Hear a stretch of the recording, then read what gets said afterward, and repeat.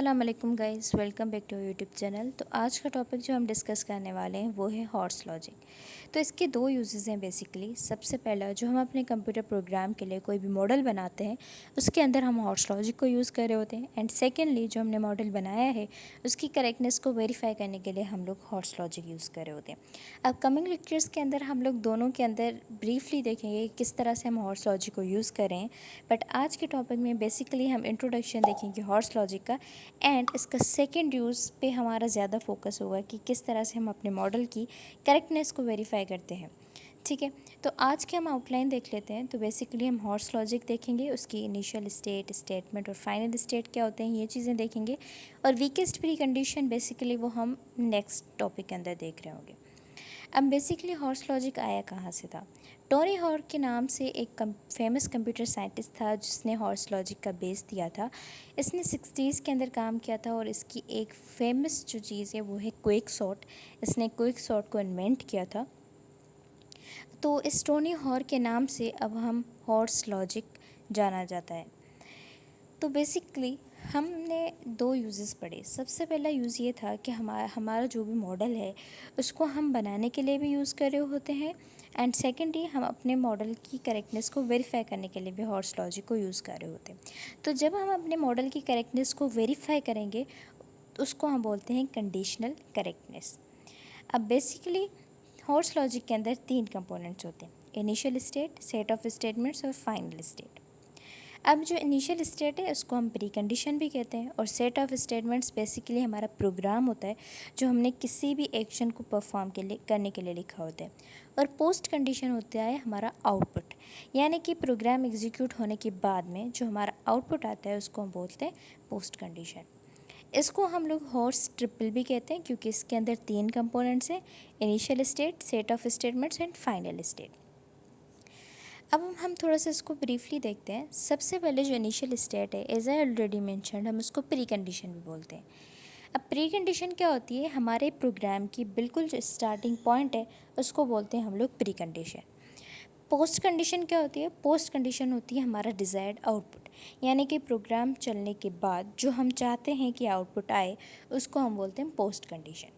अब pre condition को हम ऐसे भी समझ सकते हैं कि जब हमने कोई प्रोग्राम लिखा है, अब उस प्रोग्राम को एग्जीक्यूट करने के लिए उससे पहले क्या चीज़ है जो ट्रू होनी चाहिए, यानी कि जब प्री कंडीशन आपकी ट्रू होगी तभी आपका प्रोग्राम रन होगा। एंड जब वो रन होगा तो आपको पास उसकी डिज़ायर्ड आउटपुट आएगी।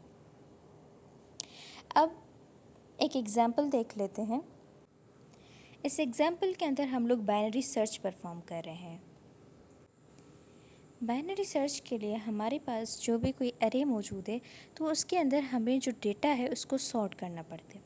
अगर आपके पास डेटा सॉर्टेड नहीं होती तो आप बाइनरी सर्च अप्लाई नहीं करते, यानी कि बाइनरी सर्च को एग्जीक्यूट करने के लिए आपके पास प्री कंडीशन ये बनती है कि आपकी डेटा सॉर्टेड होने चाहिए। अच्छा, अब इसको हम किससे रिप्रेजेंट करेंगे? पी से, क्योंकि हमने देखा था पीछे कि हमारी प्री कंडीशन को हम पी से रिप्रेजेंट कर रहे होते हैं।